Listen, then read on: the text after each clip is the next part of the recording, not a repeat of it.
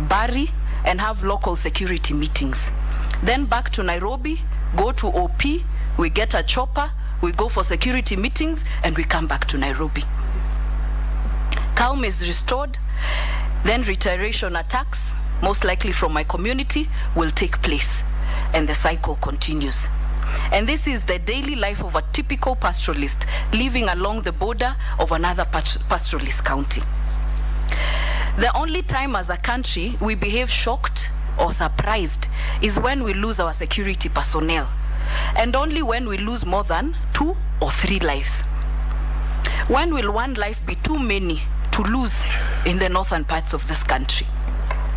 It should never be lost to us that at one point we lost over 42 police officers, and the only thing we have to show in Baragoi is a monument with the names of these fallen heroes.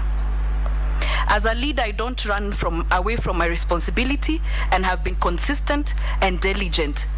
But nominee, I am tired. I am honestly tired, and Kenyans are tired.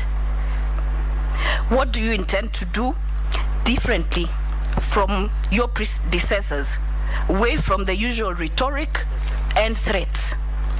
Perhaps you need to come and live in Kurkur, Pora, Longewan, Losuk, incognito for only 1 week. Come and stay there. What strategy or are your thoughts do you have to end this menace once and for execute my other national duty?